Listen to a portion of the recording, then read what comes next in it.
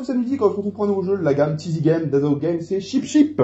Donc c'est un jeu qui se joue à 2 joueurs, c'est de Nicolas Walter et illustré par Olivier Fanière. C'est pour 7 ans et plus pour des parties de 20 minutes et à 2 joueurs, ce jeu se joue. Dans Chip Chip, on doit incarner un berger et on tente de rassembler le plus possible de moutons d'une même famille. Donc c'est un jeu plutôt simple, un jeu de collection justement, où il va falloir réfléchir. Donc le but du jeu, c'est de marquer le plus de points possible. Mais comment? En ayant la même couleur partie. Donc d'un côté, il y a les fameux moutons qu'on va devoir récupérer. Donc les moutons sont de couleurs différentes. Les illustrations en tout cas sont vraiment tip top. Et ces moutons-là sont recto verso.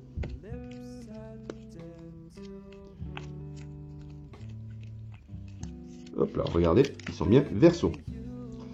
Ensuite, nous avons les moutons fétiches. On va en avoir un en début de partie pour chaque joueur. Donc la mise en place est très simple, on distribue face cachée, le joueur aura connaissance qu'à la fin de la partie, notre mouton fétiche.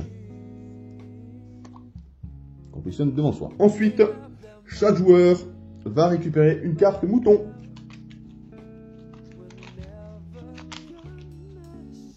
Et on positionne 4 devant lui.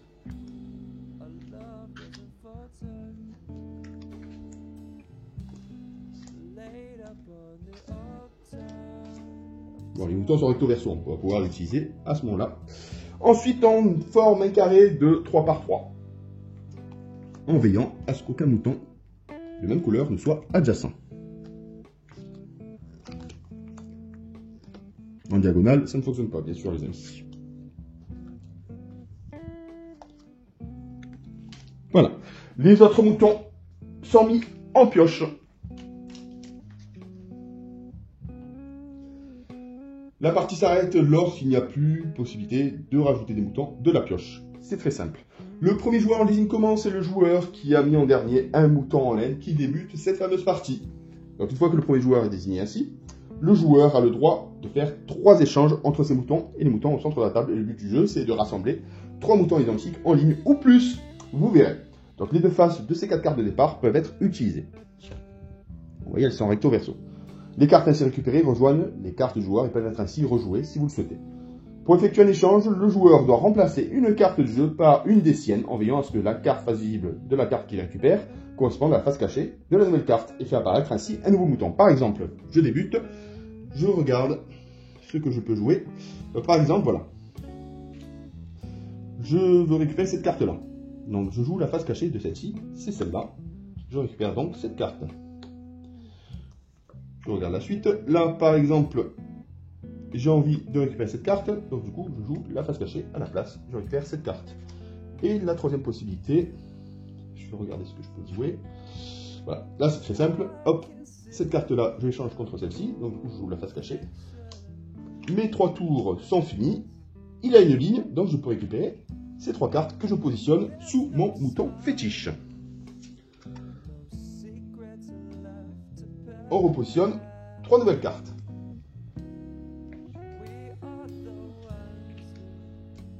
Donc le joueur va faire de même, il regarde ses cartes.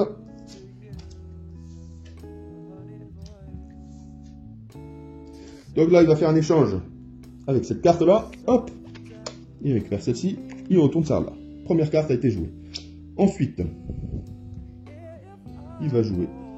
Tac, tac, tac, tac. Qu'est-ce qu'il peut jouer? Il va jouer cette carte-là, il va faire un échange avec celle-ci. Hop, deuxième carte jouée. Et la troisième carte, donc je vais jouer celle-là pour faire un échange, récupérer celle-ci et retourner la carte. Là, il peut récupérer cette ligne.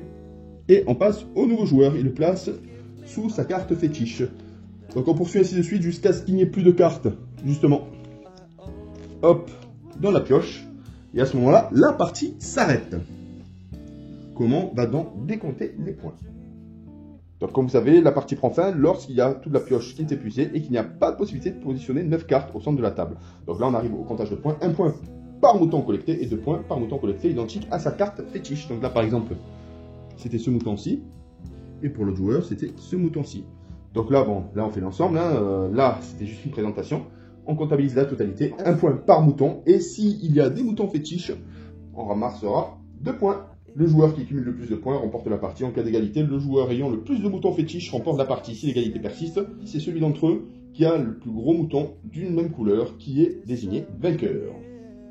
Donc voilà, j'espère que vous avez compris ce petit jeu, qui est plutôt pas mal, où il faut réfléchir justement, bien positionner ses cartes pour essayer de faire des lignes, mais on a droit à 3 changements. Il se peut que l'adversaire profite justement de ceci pour pouvoir faire une ligne juste après, parce que là le bleu est vraiment bien positionné. Donc on se retrouve pour une prochaine vidéo, à très bientôt, bye bye.